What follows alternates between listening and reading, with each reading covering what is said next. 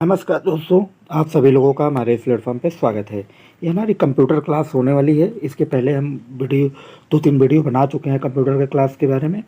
आज हम लोग इस वीडियो में पढ़ने वाले हैं कंप्यूटर के प्रकार, टाइप्स ऑफ कंप्यूटर। हम लोग यहाँ पे फटाफट तरीके से डिवीजन करेंगे। तो आधार के आधार पे कंप्यूटर को 4 प्रकार में बांटा गया है। कौन कौन सा computer? Micro computer, mini computer, mainframe computer और सुपर कंप्यूटर। तो आधार के आधार पे कंप्यूटर 4 प्रकार के। कौन कौन computer? Micro computer, mini computer, mainframe computer, super computer. दोस्तों आप लोग लास्ट तक बने रहिएगा, इसको सुनते जाइएगा, सब कुछ याद होता चला जाएगा। एग्जाम के दृष्टि से बहुत ही महत्वपूर्ण होने वाला है। और जो लोग चैनल पर नए हो लाइक से सब्सक्राइब जरूर कर दें, ठीक है। तो टाइप्स ऑफ कंप्यूटर हम लोग यहाँ पे पढ़ रहे हैं। और टाइप्स ऑफ कंप्यूटर में हम लोग जानेंगे आधार के आधार पे कंप्यूटर। आधार के आधार पे कंप्यूटर जो होते हैं 4 प्रकार के होते हैं। Micro computer, mini computer, mainframe computer और सुपर कंप्यूटर। अब हम बात करेंगे कार्य पद्धति के आधार पे।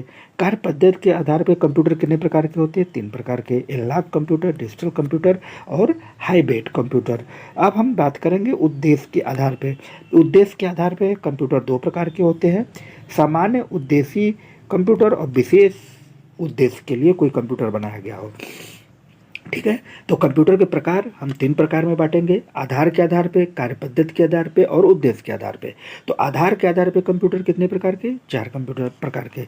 Micro computer, mini computer, mainframe computer और सुपर कंप्यूटर।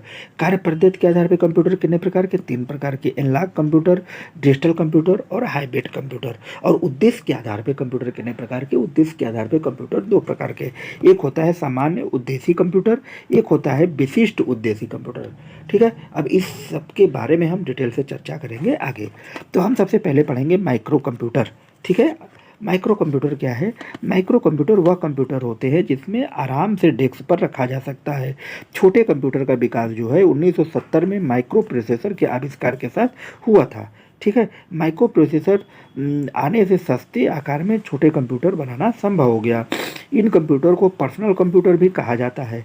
जो माइक्रो कंप्यूटर होते हैं इसको क्या बोलते हैं? इसको हम लोग पर्सनल कंप्यूटर भी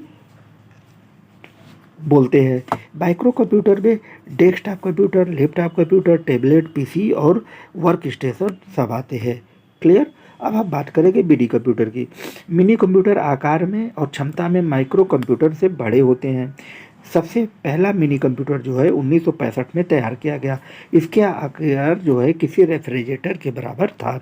जहां एक और पर्सनल कंप्यूटर यानी माइक्रो कंप्यूटर जो है में एक सीपीयू होता है, वहीं मिनी कंप्यूटर में एक से अधिक सीपीयू होते हैं।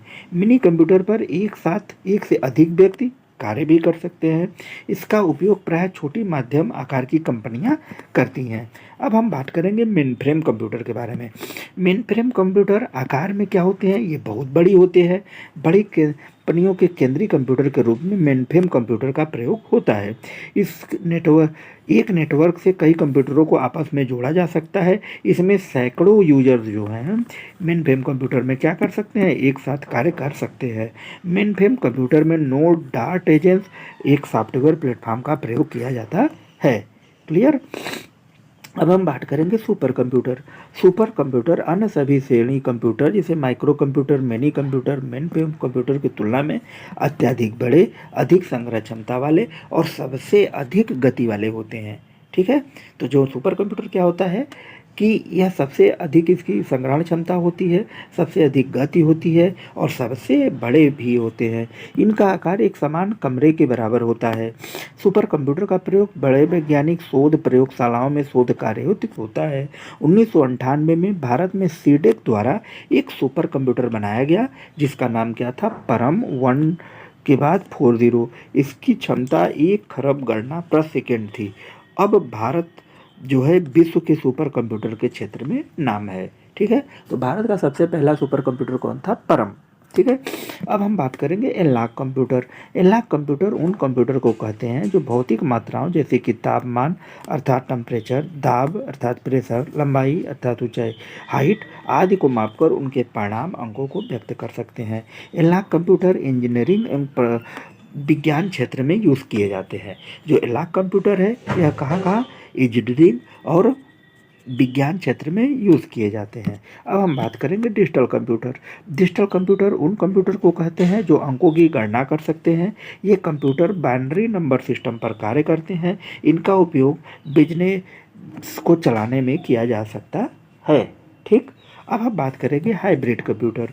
हाइब्रिड कंप्यूटर जिसमें एनालॉग और डिजिटल दोनों कंप्यूटर के गुण शामिल होते हैं, हाइब्रिड कंप्यूटर कहलाते हैं। हाइब्रिड कंप्यूटर जिसमें एनालॉग और डिजिटल दोनों कंप्यूटर के गुण शामिल हो। इन कंप्यूटर के द्वारा भौतिक मात्राओं को अंकों में चेंज करके उनको डिजिटल रूप में बदलने का कार्य किया जाता है।